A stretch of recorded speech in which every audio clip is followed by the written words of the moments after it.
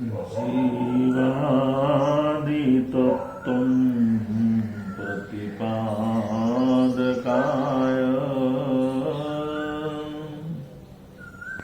सम्यक् तु मुख्याष्टगुणार्णवाय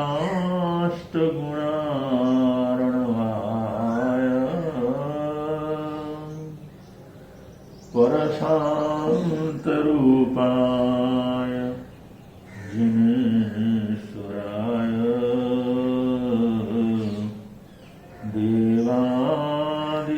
देवादिदेवाय नमोजिनाय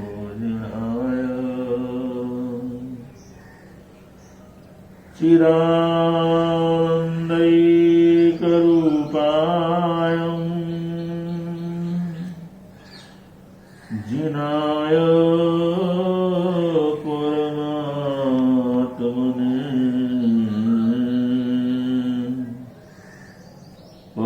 परमात्मा प्रकाशाय नित्यं सिद्धात्मने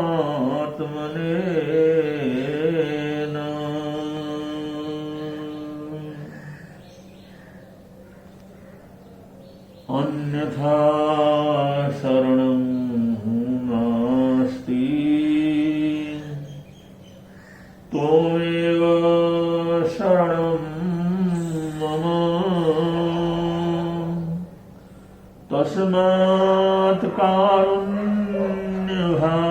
कारुण्यभावेन रक्ष रक्ष जिनेश्वर नहीं त्राता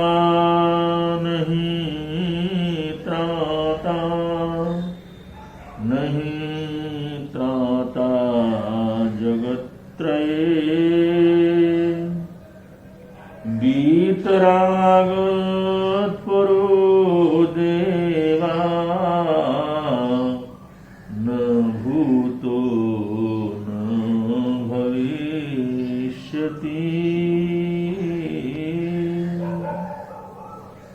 जिणे भक्ति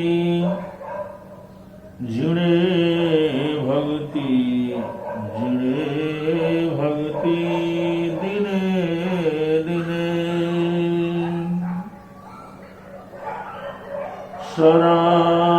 शरामेस्तु शरामेस्तु शरामेस्तु भवे भवे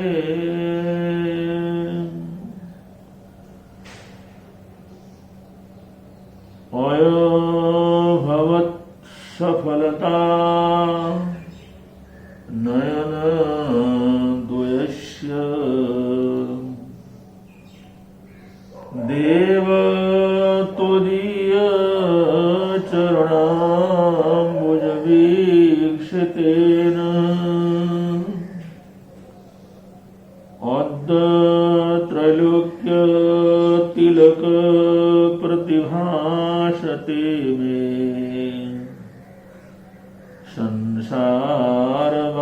संसारवारिनिलयं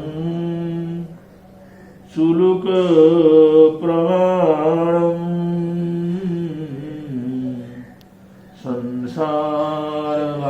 संसारवारिनिलयं चुलुक प्रमाणम्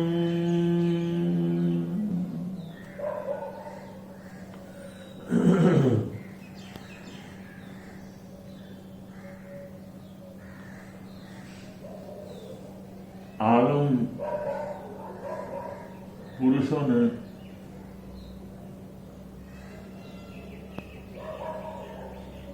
अनंत ज्ञान और अनंत दर्शन से सब कुछ देखकर सर्वज्ञ सर्वदर्शी अवस्था को प्राप्त करने के बाद जो सर्वथा सत्य त्रिकाल सत्य और सबके लिए परम सदुपयोगी है ऐसा त्रिकाल सत्य प्रकाशित किया है।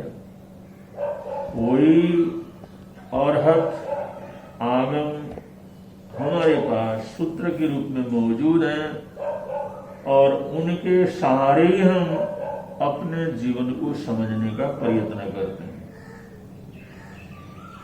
प्रस्तुत सूत्रांश के अंदर कहा गया है समयम गुयमा मां पमाये। अर्थ तो इतना ही है, हे आयुष्मान,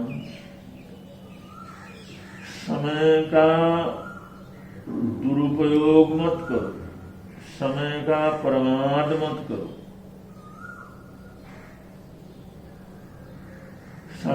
समय को व्यर्थ में नष्ट मत करो। समयम गोयमा मां पमाये, गौतम को संबोधित करते हुए कहा है समय मात्र का भी प्रमाद नहीं करना चाहिए।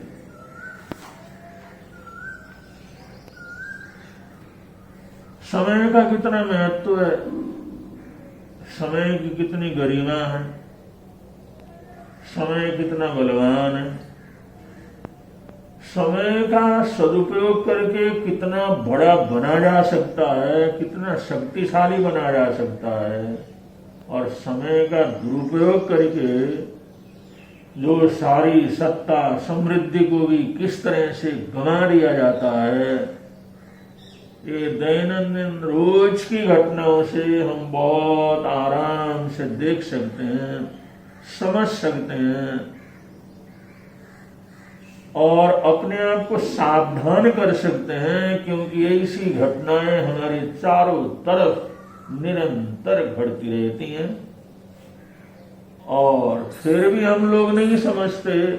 इसलिए शास्त्रकार वही घटनाएं जो साधारण रूप से सारी दुनिया के अंदर घटती रहती हैं उनकी तरफ भी संकेत करते हैं और कहते हैं समयम गोयमा मां पमाये।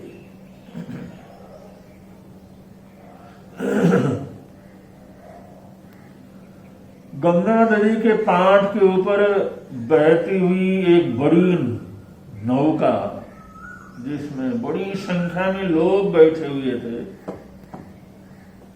बीच नदी के बीचों बीच धारा में वो डूब गई और उसके अंदर बैठे हुए सभी लोग उस जल समाधि को ले गए, मर गए और वो नाविक कुछ साथियों को मुश्किल से बचाता हुआ तैरता हुआ वो किनारे लगा।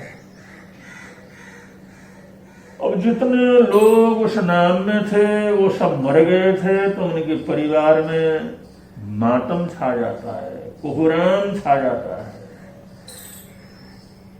बड़ी संख्या में लोगों की मृत्यु हुई, नौका की दुर्घटना हुई। पता नहीं कितने गांवों में, कितने मोहल्लों में, कितने इलाकों में, आसपास के क्षेत्र के वो लोग थे, सब जगह त्राही त्राही, सब जगह मातम छा गया। ये बात राजा तक पहुंची। उन्हें कहा, उस नाविक ने अपनी नासमझी से वो हमारे सब लोगों को डुबा दिया, हम सब बर्बाद हो। राजा ने उस नाविक को सूचना दी, पेश होने के लिए कहा और राजा के दरबार में नाविक पेश हुआ। राजा ने कहा, तुम्हारे विरोध में इस शिकायत हुई है, तुम्हारी वजह से बहुत परिवार बर्बाद हुए हैं, बहुत बच्चे अनाथ हुए हैं, महिलाएं विधवाएं हुई हैं, चारों तरफ हर गांव के अंदर कुछ न कुछ बर्बादी हुई।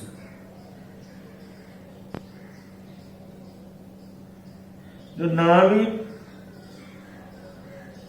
वहां पर पेश हुआ था, उसने चुपचाप जो उसको सुना। राजा ने पूछा, नाव कैसे डूबी? क्या तूने देखा नहीं था? क्या उसके अंदर छेद था? पानी आने की जगह थी। नाविक ने हाथ जोड़ करके कहा, महाराज, मैंने नाव को बहुत अच्छी तरह से देखा था। नाव को पानी में ले जाने से पहले मैं बहुत अच्छी तरह से रोज देखता हूँ, पर नाव भी नहीं थी और बिल्कुल सुरक्षित थी। मैंने पूरी तरह देखा, उसमें कोई किसी भी तरह की कोई छेद ऐसा कुछ नहीं था जिसमें से एक बूंद भी पानी अंदर आ सके। वो सुरक्षित नाव थी। राजा ने पूछा, फिर उसमें तैने बहुत अधिक सवारी उसके अंदर लिए थे? सवार इतने लोग थे कि वो नाव बर्दाश्त न कर सकी। नाविक ने हाथ जोड़ करके कहा, महाराज, ऐसा भी नहीं। नौका में उतने ही लोग थे जितने नौका के अंदर बैठने वालों की सीट थी। जितने सीट थे उतने ही लोग वहां पर बैठे हुए थे। और वैसे तो उससे ज्यादा, कभी कभी तो बड़ी भीड़ और उससे भी ज्यादा लोगों को मैं गंगा नदी पार करवा चुका था इस नौका से। लेकिन उस दिन तो सिर्फ सीटों के ऊपर जितने सीट थे सिर्फ उतने ही लोग थे, इसलिए उसके अंदर ज्यादा लोड हो, ज्यादा भार हो, ऐसी कोई संभावना नहीं थी। महाराज, राजा ने पूछा, आंधी तूफान था, कोई प्राकृतिक विपदा थी?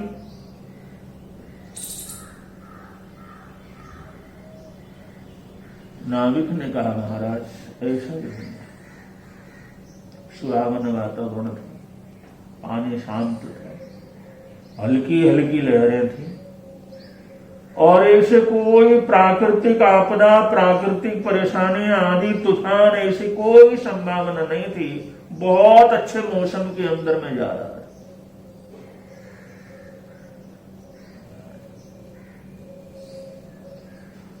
उस नाविक को देखने लगा, लोगों को देखने लगा और राजा ने पूछा, क्या तूने शराब पी रखी थी? नशा कर रखा? होश में नहीं था तो? नाविक ने हाथ जोड़ करके कहा, महाराज, मैं शराब नहीं पीता और मैंने कोई ऐसा नशा नहीं किया हुआ था। आप मेरे इन कुछ साथियों से पूछ सकते हैं जिनको मैंने बड़े जद्दोजहद के बाद उनको किसी तरह से बचाया, हम तैर करके बाहर आए। भाई, ये 2-4 जनों को ही मैं बचा सका। आप इनसे पूछो, मैंने कोई किसी प्रकार का नशा नहीं किया था। मैं पूरे होश में था, मैं पूरे सावधानी में था। हैरान हुआ, कोई किसी प्रकार का कोई कारण ही नहीं है नाव डूबने का। उसने कहा, फिर ये दुर्घटना कैसे हुई? कि इतने लोग मरने का, उस नाव के डूबने की ये दुर्घटना कैसे हुई? तो नाविक बोला, महाराज, नौका में बैठा हुआ एक आदमी नौका के बीच में थूक रहा था।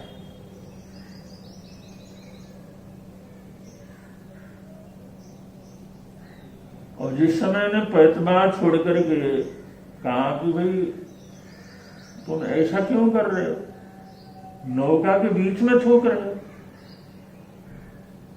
ये थूकने की जगह। या लोग आते हैं, बैठते हैं, नदी को पार करते हैं और ये थूकने की जगह।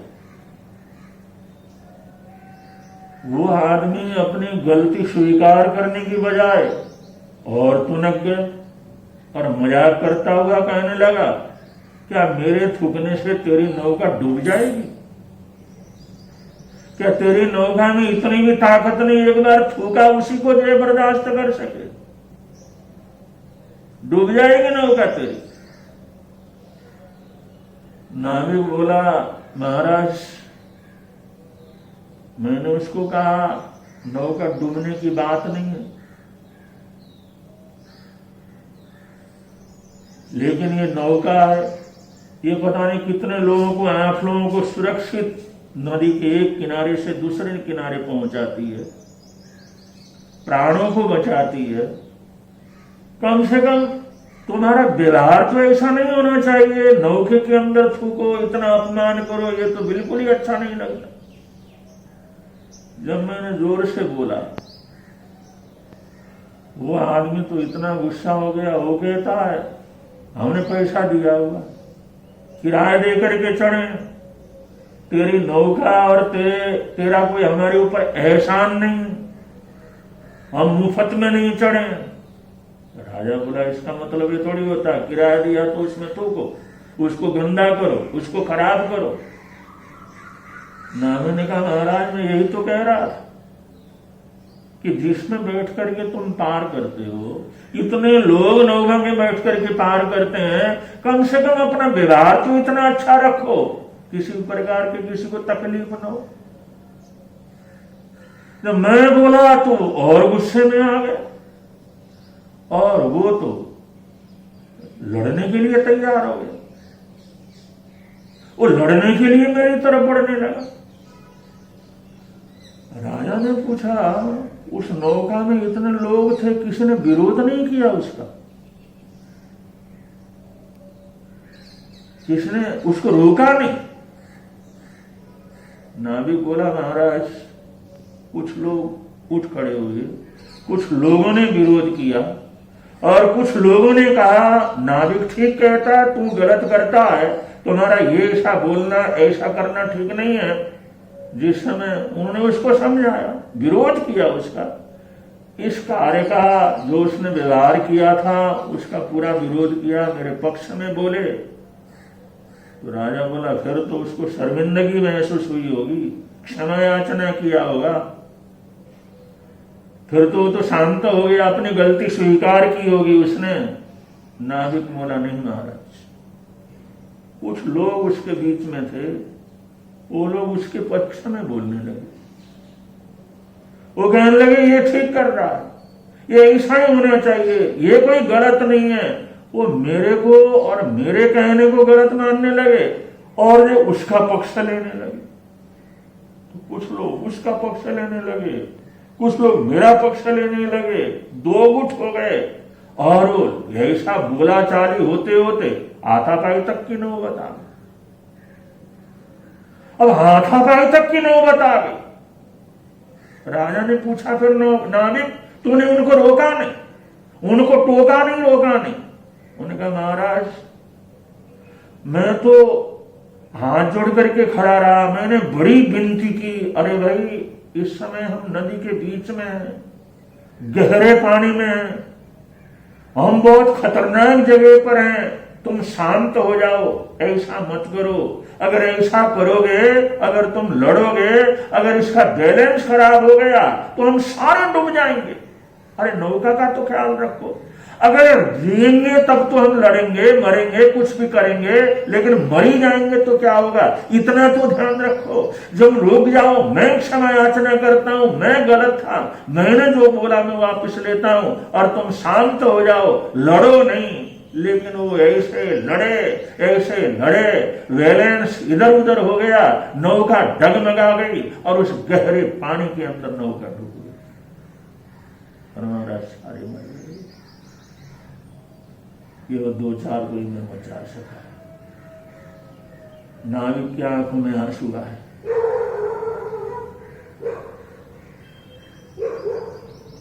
कि देखते देखते नवाब कितने लोग पानी के अंदर गए, समान। आज हमारे देश की यही स्थिति। आज हमारा देश एक बड़ी विडंबना है, एक तो कोरोना का इतना भयंकर ये मार सह रहा है और सारा फाइनेंशियली लॉकडाउन वगैरह होने से कितने लोगों का काम धाम कारोबार सब बंद पड़ा हुआ। और ऐसे कोरोना की महामारी के चपेट के अंदर है, और बीमारों को ठीक करने के लिए जो साधन चाहिए वो कम पड़ रहे हैं, और देश के लोग, देश की संस्थाएं, देश की सरकार किसी तरह से लगे हुए हैं, किसी तरह से ये देश संभल जाए, किसी तरह से महामारी को जो हम पार करें, किसी तरह की इसको जीतें, उस जद्दोजहद के अंदर लगे हुए हैं। लेकिन इसी बीच में बहुत से कुछ लोग ऐसे हैं जो राजनीति कर रहे हैं, गाली गलौज कर रहे हैं, मजाक उड़ा रहे हैं। हजारों लाखों लोग जिस कोरोना से मर गए वो कहते कोरोना कुछ नहीं है, ये बेवकूफी है। तो इतने भयंकर वातावरण बना हुआ, इसमें भी मजाक उड़ा रहे हैं, इसमें भी कुछ करने वाले को गाली दे रहे हैं, इसमें भी जो सरकार सब कुछ करने के लिए खप रही है उसमें भी राजनीति करने में लगे हुए। इस समय हमारा देश कुछ विकास की तरफ बढ़ रहा, कुछ चीजों को इसे बना करके आगे बढ़ रहा। सारी दुनिया को पहली बार दवाई हमारे देश ने बांटा, और इस कोरोना जैसी महामारी में जो वैक्सीनेशन है वो हमारे देश ने तैयार किया। आज सारी दुनिया के लोग भारतीय टीकाकरण को, यहाँ के वैक्सीन को सर्वोत्तम मान रहे हैं, सम्मान दे रहे हैं। और दूसरी तरफ ऐसे लोग भी हैं, ऐसे समय में एक दूसरे का विरोध करते हुए, एक दूसरे के दोष निकालते हुए, एक दूसरे के प्रति दुर्भावना प्रकट करते हुए, बुरी गंदी राजनीति करते हुए अपने देश को डुबाने में लगे हुए, देश का सर्वनाश करने में लगे हुए। और जो कुछ लोग देशभक्ति की बात तो करते हैं, देश की सुरक्षा की बात करते हैं, देश की सुरक्षा, देश की उन्नति के लिए जो दिन रात काम कर रहे हैं, उन लोगों को भी बुरा समझते हैं, उन लोगों को अपमान करने में लगे हुए, उन लोगों को फेल करने में लगे हुए। वो सफल कैसे हो रहे हैं, उनका मान सम्मान क्यों बढ़ रहा है, तो उनका मान सम्मान खत्म करने के अंदर लगे हुए। सबको सोचना है, देश ही नहीं रहेगा तो फिर क्या रहेगा। आना जाना तो रहेगा, पार्टियां रहेंगी, आना जाना रहेगा, चुनाव आएंगे, चले जाएंगे, कोई जीतेगा, कोई हारेगा, लेकिन ये सब कुछ तभी तो होगा जब देश बचेगा, देश की जनता बचेगी। जब राष्ट्र ही नहीं रहेगा, देश ही नहीं रहेगा, हमारा देश ही नहीं रहेगा तो क्या लड़ेंगे, क्या राजनीति करेंगे, क्या चुनाव लड़ेंगे, क्या जय में आगे बढ़ेंगे।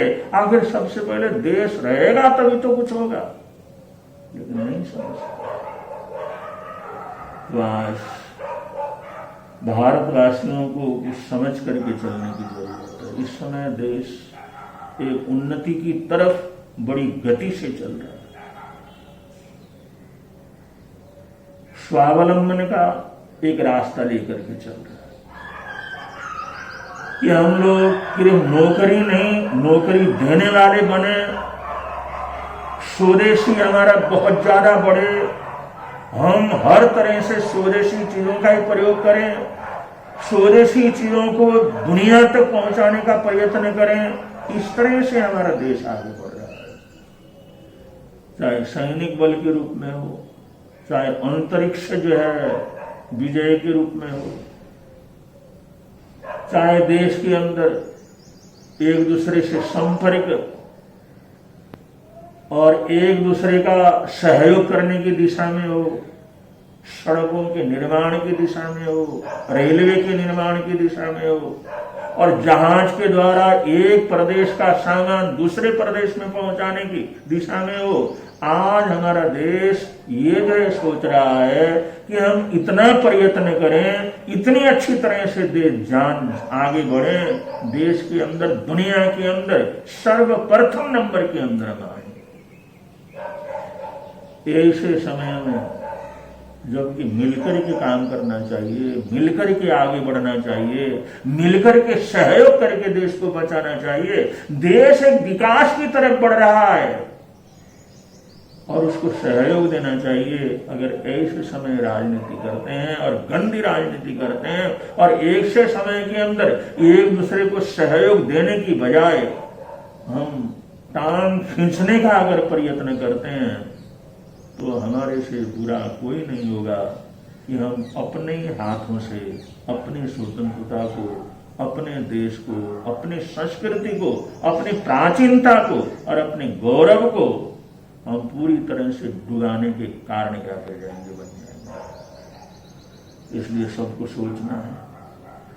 आज अक्षय तृतीया का महापर्व है, आखा तीज का महापर्व, और इस आखा तीज महापर्व में सैकड़ों घटनाएं जुड़ी हुई हैं। कोई हमारे देश के धर्म संप्रदाय, धर्म गुरु, धर्माचार्य, धर्म संस्कृति, चाहे वो बौद्धों का हो, चाहे हिंदुओं का हो, वैदिकों का हो, जैनियों का हो, पता नहीं कितने प्राकृतिक और कितने दूसरे प्रसंग इस अक्षय तृतीया महापर्व से जुड़े हुए हैं। इसलिए 36 कौम, सारा देश आखा तीज के महत्व को समझता है। और आखा तीज का पर्व जम्मू से कश्मीर से लेकर के कन्याकुमारी तक, गुजरात से लेकर के बंगाल तक सब जगह इस पर्व को मनाया जाता है। और इस अक्षय तृतीया पर्व में कोई किसी से मुहूर्त पूछने की जरूरत नहीं। कोई भी अच्छा काम करना हो, नया काम करना हो, प्रारंभ करना हो, किसी तरह का श्री गणेश करना हो, कुछ भी करना हो, बिना पूछे ये सिद्ध मुहूर्त कहलाता है, सर्वश्रेष्ठ मुहूर्त कहलाता है, जिसको हम अक्षय तृतीया कहते हैं। और जैन धर्म के अनुसार, जैन धर्म की आदि करने वाले ऋषभदेव, जिन्होंने सारे संसार की व्यवस्था कर्म भूमि की स्थापना करने के बाद धर्म को सिखाने के लिए वो संन्यास पथ के ऊपर चले। पहले राजा थे, लेकिन उन्होंने सब कुछ छोड़ करके त्याग मार्ग को अपनाया और अपना करके मौन पूर्वक साधना के अंदर रहे। उनको 1 वर्ष तक भोजन पानी की उपलब्धि नहीं हुई। जो निर्दोष भोजन पानी जैसा वो चाहते थे वैसा 1 वर्ष तक उपलब्ध नहीं हुआ। 1 वर्ष के बाद उनको हस्तिनापुर में निर्दोष भोजन की प्राप्ति हुई, निर्दोष गोचरी की प्राप्ति हुई, निर्दोष उस रस की प्राप्ति हुई, जिससे 1 वर्ष का पारणा हस्तिनापुर में भगवान ऋषभदेव ने संपन्न किया। तो इसको पारणा महोत्सव के रूप में भी मनाया जाता है। और इस दिन ज्ञान का प्रकाश हुआ, इस दिन दान की शुरुआत हुई, और इस दिन तप की आराधना साधना, उसका जो है सबको तप की ज्योति का पता लगा। ऐसे तप का दिन होने के कारण, क्योंकि आज भी हजारों तपस्वी अक्षय तृतीया का पारणा भी करते हैं, इसमें शुरू भी करते हैं और वर्षितप करते हैं। हजारों की तादाद में वर्षितप एक दिन छोड़ करके भोजन करते हुए, ऐसे वर्षितप करने वाले हजारों की तादाद में जो हमारे जैन धर्म के अंतर्गत तपस्वी लोग हैं, उनका हम बहुत सम्मान करते हैं, आदर करते हैं, सत्कार करते हैं। वो जो सब साधन होते हुए भगवान आदिनाथ की स्मृति को बनाए रखने के लिए इतनी बड़ी संख्या में, इतनी कठोर तपस्या, वर्ष तप की आराधना, 1 वर्ष, कोई 2 वर्ष, कोई 4 वर्ष, कोई 8 वर्ष, कोई 30 वर्ष, कोई 50 वर्ष, ऐसे लंबे लंबे समय तक। और बहुत से तपस्वी तो जिंदगी भर वर्ष तप की आराधना करते हैं। तो ऐसे तमाम तपस्वी आत्माओं का हम सम्मान करते हैं, आदर करते हैं, सत्कार करते हैं, उनका बहुमान करते हैं। और उनके जीवन में हमेशा सुख शांति बनी रहे, ऐसी हार्दिक हार्दिक मंगल कामनाएं करते हैं। और जिन परिवारों में ऐसे वर्ष तप करने वाले तपस्वी हैं, उस परिवार के अंदर भी जाओ जलाली रहे, सुख शांति रहे, आनंद मंगल का वातावरण बना रहे, ऐसी हार्दिक हार्दिक मंगल कामनाएं करते हैं। जिन तपस्वियों की तपस्या आगे भी चलती रहेगी, उनको हार्दिक दिल से उनको सुख शांति पूछते हैं, उनके लिए मंगल कामनाएं करते हैं। और जिन्होंने पार न किया है, उनके लिए भी बहुत बहुत मंगल कामनाएं आशीर्वाद देते हैं। आज अक्षय तृतीया का महापर्व, हमारा ऐतिहासिक महापर्व, जो आप लोगों की तपस्या, आप लोगों के जाप और पाठ और इन पर्व के कारण इतने सदियों के बाद भी आज लाखों करोड़ों लोग इससे जुड़ करके चलते हैं। तो इस धर्म की महिमा को बढ़ाने के लिए सभी तपस्वियों को बहुत बहुत मंगल कामनाएं, बहुत बहुत सद्भावनाएं। और आज ही संक्रांति का दिवस है। आज से जेठ का महीना प्रारंभ हो जाता है। आज से जेठ का महीना प्रारंभ हो जाता है। आज शुक्रवार का दिन है और जेठ का महीना, और आज की संक्रांति वृषभ की संक्रांति है। जेठ का महीना, शुक्रवार और वृषभ की संक्रांति, और वृषभ की राशि का पहला प्रविष्टा, वृष की संक्रांति का जो पहला प्रविष्टा आज प्रारंभ हो जाता है। तो ये महीना आपके लिए, आपके परिवार के लिए, आपके सब स्वजन संबंधियों के लिए, आपके अड़ोस पड़ोस और समाज के लिए, आपके काम कारोबार के लिए और सबके लिए मंगलमय हो, सुखद हो, आनंदमय हो, सब प्रकार की अनुकूलता, सब प्रकार की सद्भावना रहे।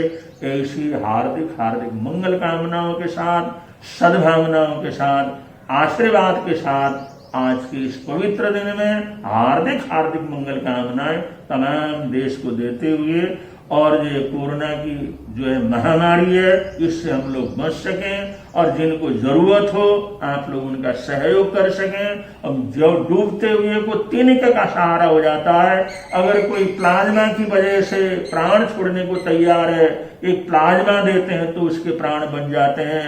ऑक्सीजन की वजह से वो मृत्यु के मुंह में थोड़ा ऑक्सीजन उपलब्ध करवा देते हैं तो उसके प्राण बच जाते हैं। तो ऐसे जो है कोई भोजन पानी का जो है अभाव है, किसी को कोई तकलीफ है, अगर थोड़ा सा हमारा सहयोग करने से हमारे साधन में हमारे नागरिक अगर जो बच सकते हैं, हमारे पड़ोसी पड़ोसी अगर जो बच सकते हैं, अगर हम कुछ कर सकते हैं उनके लिए, तो जरूर कर गुजरने का प्रयत्न करना चाहिए। ऐसा करते हैं तो यहाँ भी आनंद रहेगा, प्रभव के अंदर भी आनंद रहेगा। बोलिए भगवान महावीर स्वामी।